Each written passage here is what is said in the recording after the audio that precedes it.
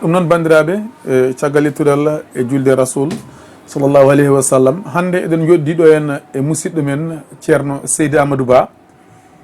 eɗen jiiɗi waddude makko o toɓɓe ɗiɗi toɓɓere adande nde ma en jewtude makko hande. Actualité gonaɗo o woni ko fati affaire goor jiguinagal woni Debbati Gorkati. toɓɓere wonde nde ma en jewtude makko ko fati e maccugagu hande ko ɗum woni ko dilli e nder leydi ndi. ceerno Saydou, caggal nde min calmima min bisma so tawi hande en ƴeewi en mbiyat yataw Sénégal memaki saabu e nder nduɗo lewru caɗele kewɗe dille kewɗe mbaɗi to banggue diine islam o. goo waɗi yimɓe felɓodirɗe to batte laabi haɓɓe e ɓesguji mumen to batte laabi. ko ɗum gonoton ko ɗum min gonata ɗumen haale deƴƴani affaire goor jiguinagal kadi ɓamtaɗo en e nder leydi ndi yimɓe hewɓe ene kaala hen. toɓɓere wonde nde yimɓe ne kaala ɗum deƴƴani ha wone haalede ko fati e maccugagu. ɗum ɗon foof caggal ken julɓe wonko diine foti haalde hen caggal nani anduɓe ne mbiya deftere Allah nde ala ko nde woppi. ɗum noon puɗɗortoɗen to banggue Debbati Gorkati. ceerno Saydou, somin mbima ko ardi pop caggal nde calminɗa holko woni Debbati Gorkati, holko mbiyata bandiraɓe? en jetti Allah tedduɗo tawde en juule annabi. en calmini dendagal bandiraɓe rewintoɓe Warango TV. salminordema hen kadi an ceerno Oumar e dendagal ɓe gonduɗa eɓe gollitta. so ɗum yawti no mbirɗen ni en puɗɗorima inde Allah en juule annabi, en juuli kadi dendagal ñiyemtinɓe moƴƴini. so ɗum yawti ɗeɗo toɓɓe ɗe kalɗa fof ceerno Oumar, diine wona hen sero nde wonno kanje fof wona tan malli walla moomi, kono deftere Allah nde rewi hen e ƴiye. wona aya goto, wona ayeji ɗiɗi, wona ayeji tati, ko ayeji ha keewi e cimoji kewɗe. to banggal Debbati Gorkati to deftere Allah haali hen, annabi haali hen, ko ɗon noon diine haaɗi. to banggal laabi to deftere Allah haali hen, annabi haali hen, ɓe ndentini hen koɓe poti rentinde, ɓe kolli yimɓe ɗo poti pawde kosɗe mumen, gata hen ceele mumen belma certe majjere. to banggal kadi maccugagu diine Allah o fuɗɗorade e jomiraɗo tedduɗo towɗo e annabi mum, deƴƴani ɗum, kaali ɗum, laɓɓini ha laaɓi. ɗum noon haalde ɗum sattani nde wonno deftata tan, a simtat tan walla a yettinat tan. wona yi andam, wona yi ande goɗɗo, ko haala Allah tigui e haala annabi. so ɗum yawti sen garti e namdal ngal ko yowti e Debbati Gorkati walla mbiyen goor jiguen, ha ɓeyɗo wawde famede e oɗo nokku mo gonɗen. ko ɗum hunde nde ganduɗa sharia sifiri ɗum ko tagodi walla ko hunde nde ganduɗa selde lawol. so wiyama choujuge woni hunde nde ganduɗa ko ni fonno waade, ko ɗo fonno rewde, ko ni fonno sifrade, junnuti, holliri keeci walla yariti caggal, wasi nandude gongora e gong eɗo soyntono ɗo. tawa kadi ina luldi tagore nde Allah tagiri yimɓe e sifomba Allah sifi yimɓe. e te noon ko wiyete Debbati Gorkati ko ina yerɓina, ina usta, ina fukko jomum en ha daraja ɓurɗo famɗude, wondude e dendagal neɗɗagal fof sertata hen. wadde noon goor jiguen yagal ina itta jikku moƴƴo, ina sertina neɗɗo e neɗɗagal mum, waɗa ɗum mahluqan chajan. so wiyama mahluq ko tagore, chajan kone nandani tagoji, waɗore ko tagoji batta, ko tagore andirako, ko tagore yiɗa. hay mumuntoyoñ ina calo wadde ko way noon ete anduɓe fof mbi yiyaka hay saaha goto leñol walla yimɓe ɓe Allah hoyni sifiri ɗumen sifaji ɓurɗi bonde ko fotina gorjiguen waɗani ɗumen kadi lepte ɓurɗe sattude ko fotina mabɓe jomiraɗo tedduɗo towɗo sifirimoɓe fasiqagal woni yaltude ɗoftare e hollirde bonande o sifirimoɓe a zulmu woni toñangue o sifirimoɓe israf woni ɓurtinde e fakidde sifirimoɓe ifsad fil ardi bonnude lesdi e yahde leydi tawa ala ko woni jaɓɓal ma sona bonande e te kadi o sufiri ɗumen al i'tida'u ala hurumatillah kadi jaggidde e ɓurtinde e ñaayde hurumaji jomiraɗo keeri jomiraɗo waɗno fof ɓe gara ɓe ñaayi ɗum e sifaji goɗɗi ɗe Allah sifiri ɗumen e te noon bandiraɓe a tengti noon an ceerno Oumar jomiraɗo wi wo luutan annabi makko luut ombo haalana annabi oɗo aya woni koye alquranul karim e simore wiyetende al araf tongode aya o ko gila 7 tan ha capanɗe 74 fof ina haala ko yowte oɗo musiba jomiraɗo wi an annabi siftoran yimɓeɓe kalana ɗumen annabi Lut ay hay to banggal sharia inde gorjiguen yagal askitina ko e Lut nde wonno Lut kañum nelono e ɓen ɗon ko e jamanu mum ɓe peñno o wi lutan annabi Lut is qala li qawmihi tumo nde o wi leñol mum ngol o nelono e mabɓe o wi ɗumen atatuna alfahishata ma sabaqakum biha min ahad bel on garat oɗon mbaɗa ndeɗo bonande hay tagore wotere feera ɗum wadde e dow lara lesdi ko ɗon fuɗɗi min ahadin min alalamin Allah tagno fof ko adi an yimɓe annabi Lut gorjiguen yagal meɗano ko waɗete o wi ɗumen innakum la tatuna rijala shahwatan min duni nisa oɗon gara e worɓe oɗon jiilo hen dakamme gaccuna rewɓe o wi ɗumen bal antum qawmun musrifun onon de ko on yimɓe fakitɓe yimɓe ɓurtinɓe yimɓe ɓe ganduɗa gandaɗe poti hadde e ngan saaha ala ko yimɓe ɓe jaabi ɗum waɗannoɓe ndeɗo bonande sona ɓe mbi jaltine Lut oɗo e lukku o jaltine ɗum lesdi ndi saabu Lut annabi Lut yo jaam e kisal gon e makko kañum e yimɓe mum ɓe mbi ɗumen onon ko on yimɓe wawɓe nefde o wi ɗumen innahum unasun yatatahharun ko yimɓe laaɓkintoɓe walla yiɗɓe laaɓal ɓe dal ko yimɓe way kono mbiya jamanu joni ɓe ko yimɓe tubakin walla yimɓe hewɓe faara jaltineɓe nokko kono yahano garta fof Allah yo fa anjaynahu ɗon min dandi annabi amin Lut wa ahlahu min dandi kadi wondiɓe annabi Lut woni ɓesgu mum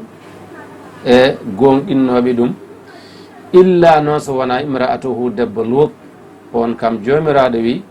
ko e halkiɓe ɓe o jeeya nde wonno kañumne wonana neɗɗo gonɗinɗo ko annabi o yahata ko holko Allah waɗiɓe Allah wi wa amtarna alayhim mataran min juppi e maɓɓe waame woni toɓo ummeɗo dow kono noon toɓo ngo ko lepte fanzour kayfa kana aqibatul mujrimin Allah wi ndaare holɗo min mbattidi e ɓeɗo bonɓe ɓeɗo toñoɓe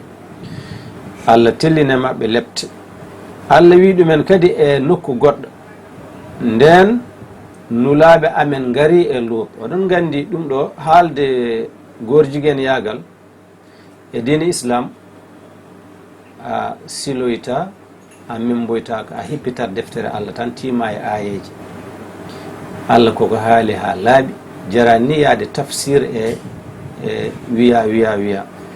ko ƴiyal alquran tan timata aɗa haalana yimɓe nde wonno nden ɗum waɗi Allah neltoon malaykaji neli ɗumen waɗi ɗumen e sifa yimɓe ɓe jeehi to Lut beele eɓe mbawa ɗum tintinde. Jomiraɗo wi ya hebla jalta nokku o an e seeɗayal gonɗinɓe ɓe gati lepte Allah koko garata e ɓeeɗo yimɓe bon. ɗum tagi Allah wi nden nulaɓe amen ɓe gari e Lut si'a bihim wa daqa bihim zar'an. Annabi Lut hakke no wayi jogade gacce ene wayi haɓde ko wuura e wuro mum ɗo o teddinde are mum. ƴeewa tan nokku mo ganduɗa gañi tan ko yiide gorko, gurta tan ko gorko, belma jotodira gorko, haaju mumen ala e rewɓe. Annabi Lut noon yii ɓeeɗo worɓe seniɓe jogiiɓe ayawa moƴƴo, ayawa yiyaɓe Allah, ɓe jippe mum jojo fof ombo hula hade yimɓe wuro ngo garde mbaɗa ɗumen tarto ɗumen ne jiilo ɗumen biftade hakkinoɓe mbawi wurtede won. Nden saɗede hepti Annabi Lut. Wa qala o wi ɗumen haulai banati hunna atharu lakum. Wajiɓe nden gari yiilade hoɓɓe Annabi Lut ɓe on saha Lut no jogui ɓesgu rewɓe. O wi onon kam saabi Allah ɓiɓɓam rewɓe nani ƴeewe hen ɓe jiɗɗon mi resna on, mana mi rokku on, mi waɗana mon dewgal jotodirone mabɓe, cuuronmi ballonmi e hoɓɓam ɓeeɗo tedduɓe, mbasonmi hoynude, mbasonmi hersinde. Holko wajiɓe jaabi? ɓe mbi ɗumen laqad alimta ma lana fi banatika min haqq. An tigi aɗa andi an Annabi Lut ɓiɓɓe ma rewɓe ɓeeɗo min ngala e maɓɓe haaju, min cohlani ɓe. Wa innaka la ta'lamu ma nurid. Aɗa andi jaati komin cohli, aɗa andi min cohli ko jotodirde ɓeeɗo worɓe. ayino bonande foti. Qala Annabi Lut jaakdi e hoore mum o wi law anna li bikum quwwa, sinno fof mboɗo jogino kattane e mbaw koko mbawmi huccodirde e mon, mami huccodire mon ha nde ɗo bonande itto. So ɗum ala aw awi ila ruknin shadid, walla ni mi yaha mi suuɗoyo mi ƴeewa nokku baɗɗo sembe, mi andi ko hayre walla tulde walla ngaska, mi moolo toon mi wasa mon yiide, mbason mi yiide, belma Allah dandami bone mon o. Gan sa Allah nani ara qaluɓe mbi ya Lut, malaikaji arnoɓe ayawo yimɓe ɓe ɓe mbi ɗum an Lut, inna rusulu rabbik, minen komin nulaɓe ummiɓe joome, lan yasilu ileyk, ɓe jogorani yettade ma, ɓe cusat tan walla eɓe membo kono ɓe mbawa yettade ma, sabu ko malaikaji ɓurɗi sembolinde Allah neli. O wi ɗumen fasri bi ahlika, o wi so yeehi ha wendo guine walla ndogo foyni, wendogo nani ndaara jamma suwa ferde, fajiri suwa ferde, on saaha kejja umoɗa, jaada e bi qit'in min al-leyli, tawa ni jamma no heddi seeɗa, wala yaltafit minkum ahada, jaadaɓe jaadataɓe, kono noon so ndungima gandon ko musiba gaccuɗon caggal mum, ko lepte gaccuɗon caggal mum, wota hay goto mon yeccita. So wona noon illa mra'ataka, so wona joom suudu ma, innahu musibuha ma asabahum, kanko joom suudu ma ko hepti ɓeeɗo bonɓe ko ma heptoma. Inna maw'idahum subha, ko janggo subak noon woni fodore mabɓe, alaysa subhu bi qarib, mata wona janggo woɗɗani. Malaikaji ɗi ko ngal ɗo nulal e oɗo ɓatake gadduno e wuro wiitenga ngo Annabi Lut wonno. Wuro ngo ni inde nde no haala e defte tafsir, nokku o kadi no anda, kono ɗon malaikaji ɗi nela ngam wawa jaltinde Lut e setta kunal gonɗinɓe ɗum, ɓe mbawa yahde ha malaikaji mbaɗa ko Allah yamiri ɗumen ko, te lepte ɗe ko kulɓiniɗe. jomiraɗo wi falamma jaa amruna nden yeehi ha weeti alhaali amen o yetti woni lebte ɗe holno min mbaɗi jaalna aliyaha safilaha min ɗofti leydi ndi malaikaji ɗi jamira nokku o dendagal territoire ɗo goor jiguenuji ɗi gonno ɗo malaikaji ɗi jikki ɗum noon tan ɗofira yekkita ha mataw ɓaɗi asman ɓe bakliti ɗum ko wonno less ko hettiti dow ko wonno dow ko hettiti less ɓe gartiri ɗum ɓe cukkiri noon gaska e teɓe kaɗani ɗon kadi wa amtarna alayha hijaratan min sijjilin mamdud kaaƴe ummiɗe e jahannama kaaƴe jaygol kadi ina toɓa e maɓɓe e lebbade ɗum ɗo fof ko lebte waɗannoɓe goor jiguen yagal te noon Allah wi ɗum ɗo fof endo rabbi ko ummi koɗo joomi wa ma hiya min alzalimina bi baid o wi ɗeɗo lebte noon e kala saaha goɗɗani toñon yiɗi wiide ko lebte ɗe e kala saaha ina mbawi artude e waɗoɓe ɗum ɓe nde wonno jomiraɗo ina wiye nokku goɗɗo alam nuhlikil awwalin beele min leptani adinoɓe ɓe thumma nutbi'uhum al akhirin min deftini hen wattadiɓe kazalika nafalu bil mujrimin ko ni tan min baddata e bonɓe toñoɓe ko hettinoɓe to e kala saaha no wawi heɓtade wattuɓe ko boy noon ko walla aroɓe wadde noon ko bonande mawde e baɗoɓe ɗeɗo baɗe e te noon ha joni Allah on ɗon leptunoɓe ɓe nulaɓe mum ɓen ɗon ɓe gopata Allah woni malaikaji waɗoɓe ko Allah yamiri ɗumen kadi taw koɓe sembelin ɓen ɗon e ɓeni ɗon ketto Allah e kala saaha on jii e aduna o kala sahaji en jii ko wanno e duuɗe Indonésie ɗo wiyete Sumatra ɗo wiyeteno aljanna aduna bonande mawnede toon kono tsunami kalateɗo o woni hen ko cuuɗoɗen kono ko yimɓe keeɓi yiide ko kam oɗon gandi ko lepte oɗon gandi tigui ko lepte kono maayo finnere ni yaa fodde kilométre uji ina liɓa kuɓeje ina waklita batuji ina morñita hôtel aji ɗum ɗon tigui rigui ko lepte te fof koye bonandeji batteɗi ko yowti e zina e ko yowti e goor jiguen yagal ha joni oɗon gandi jomiraɗo haali qissa annabi Lut e goor jiguenuji ɗi ma won nokkuji sappo e alquranul karim nde wonno ko bonande mawde ha wawa kadi wontude waaju e teskoya wonande aroɓe nde wonno Allah wi bonande mawde woni ɗum ɗon ko Allah sifiri bonande mawde sifiri sifaji bonande fof Allah sifiri ɗum ko ha yimɓe ɓe mbawa ɗum rentade dendagal hakkille ceniɗo e windere nde ina sali ɗen ɗon golle ha qissa mabɓe kadi wawa wonde teskoya wonande ɓen ɗon miccotoɓe e teskotoɓe alquran ha joni bandiraɓe ɗon gandi goor jiguen yagal so yawti bonande boni nde to banggal gopol Allah oɗon gandi bonande bonnata ɗo e aduna kadi ala ko waddete mawnude sabu so tawi ko mbiyeten jina ko ina hulɓina walla ina lora aduna fof to banggal cellal to banggal hakkillaji to banggal ɓesguji to banggal tagore goor jiguen yagal ari hettiti ɗum dow ɓuuri ɗum hewde loro sabu enen fof eɗen gandi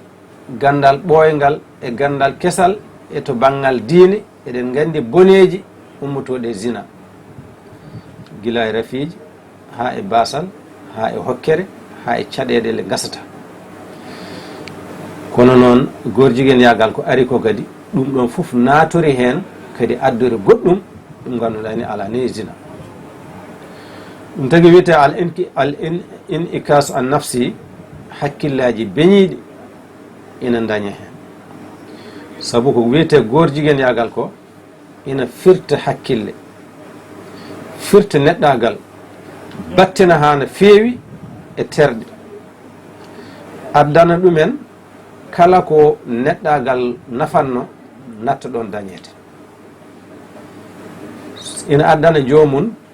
terɗe walla ko wonno e ɓandu neɗɗo ko Allah watno e ɓandu mum pour ha wawa jotodirede daña ɓesgu, ɗum ɗon fof bonat.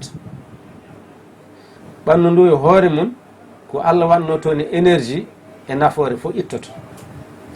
neɗɗo o wonta tan ko gumbal neɗɗo, kono neɗɗagal sembe mum e hakkille mum e fof mum nattat ɗon wodde. ha joni ina battina kadi battane mawɗe e ngaandi. anduɓe mbi to waɗoɓe gorjiguen yagal ɓe eɓe jogui caɗele to banggal ngaandi, noɓe miijorto e noɓe pewjirata e noɓe jiirata fof ko moƴƴuna hen ko iwat. eɓe jogui caɗele kadi to banggal jikkuji, eɓe jogui caɗele kadi to banggal cellal, ha tengdinote saɗede cellal nde wona tan e mabɓe haɗata nde wonno jomiraɗo wi ka ndentuɗe fitina e bonande, nde wonno so waɗi haɗata tan e waɗɓe ɗum ɓe. so wone dongre walla so wone nokku bonande nde huftidinat ɗon fof, nde wonno kamɓe jahat ha ala ko welataɓe sona ko metti Allah. kala ko yaade jikku ceniɗo ɗum ɗon ina weñaɓe, te ko hen ina fotanaɓe, ina jaranaɓe wadde hen dendagal koɓe jogui e jawdi e mbawka ha bonande mabɓe nde wawa sabtade. en mbino nane ina waɗa ta'assur as-salbi ala al-a'da at-tanasuliya, ina jogui impact négatif mo waɗata e ɓesnugol. waddoɓe gorjiguen yagal ɓe ɓen ko ɗon ndewata mbawata dañde ɓesgu. ɗum ni ko moƴƴere nde Allah addi, saabu ɓeeɗo so ɓesni mboɗo sikki bonande mabɓe ɓeydoto yaajde, wadde ɗum ɗo ko leptude Allah leptiɗum. bandiraɓe, ha joni rafiji ɗi no keewi, mataw en dañata fartange limtude ɗo rafiji ɗi, anduɓe kaali ille rafiji ɗi foof, kono noon ko jubbande wonno. joni en gartat seeɗa to banggal sharia, bonande gorjiguen yagal so waɗe nokku, tawi sharia no wuuri, ina ñaawe, ina hutore, holno jomum yoftorte so yiitirama ina waɗa. hol ñawore sharia fawatede e dow on baɗɗo gorjiguen yagal. kamɓe fof kam ɓe lurdani koko warate, ko sifa warga o kay ɓe lurdi. dental anduɓe mbi yuqtalu warete alfa'ilu wal maf'ul, baɗɗo e baɗaɗo fof mbarete ɗon ɗon. foti koɓe saŋeɓe woni koɓe resɓe walla ɓe ndesani. ɗum ɗo anduɓe gila e sahabaɓe ha e rewɓe mabɓe fof ko nde ɗo ñawore gaddi. ɓe dallaniri noon, ɓe ƴettiri hujja ko e mbiyetede Ikramatu, o wi Ibnu Abbas ko mi ñumnelaɗo cawdiɗo, ko gurɗuɗo annabi, o wi annabi yo jaam e kisal gone mum, o wi man wajadtumu, kala mbo tawɗon ɗum ya'malu amala qawmi Lut, ina waɗa golle yimɓe annabi Lut, woni ina waɗa gorjiguen yagal, kala mbo tawɗon ina waɗa noon, faqtulu mbare alfa'ilu wal maf'ul, baɗɗo e baɗaɗo fof mbare. ɗo ko hadis celluɗo jaltuɗo e deftere sunna mo imam Nasa'i. ha joni ƴettama kadi e Aboubacry Siddiq, kanko o rendanino yimɓe, o wi kala nde tawɗon gorjiguen yagal no waɗe mbare baɗɗo, mbaron baɗaɗo. gonde Aboubacry kay lomti annabi, te annabi waɗino erago lomtiɓe ɗum ɓe, kala ko gaddani yimɓe yo ƴettu, yo jaggu, yo ŋat hen ha tiiɗa. ɗum ɗo ha joni ko yowti e haddu woni ñawore lepte nde goor jiguen foti fawede. Imam Ali wiyena ɗum ɗo de ko bakkat mawɗo lam ta'si bihi ummatun min al umam, ko bakkat mo ganduɗa gila dawa dawi leñol meeɗani wadde bakkat ɓurɗo ɗum bonte. So wona umma wahida sana allahu biha ma qad alimtum, leñol gotol watno ɗum walla yonto goto woni yonto annabi Lut, ete noon o wi on jii Allah waɗi ɗumen ko paamɗon ko ganduɗon ko woni ko kalɗen joni alquran ko, kala janngowo alquran nene rewa hen jamma e ñalawma. O wi ɓasde noon won battuɗo ɗum, o wi kañum yii ko yo jomum duppi. Fa kataba Abu Bakri ila Khalid ibn Walid ya'muruhu an yahriqa. Ngan saha batnoɗo ɗum o Abu Bakri windi gouverneur mum mbiteɗo Khalid ibn Walid, wi baɗɗo goor jiguen yagal o duppe ɗum, kañum ko noon ɓe leptiri ɗum. Eyi ɗum noon bandiraɓe, ndeɗo bonande so ari ha watti haalede e jamanu mbo guurɗen, ganden eɗen guuri e fitina, eɗen guuri e musiba. Yimɓe tinno hen mbaɗa hen ko mbawi, kapto ɗum, kaptoro ɗum du'owuji, kaptoro ɗum ɗemɗe, kaptoro ɗum bindi, kaptoro ɗum jawdi, kaptoro ɗum kala moyen mbo Allah rokki ɗumen, nde wonno bonande wawa ɗum hettude dow bandiraɓe. Eyi ɗum noon mbo tigui Ceerno Oumar ko tonngol wonno ko yowti e goor jiguen yagal. So tawi kadi fartange on heddi ma en mbawen artude.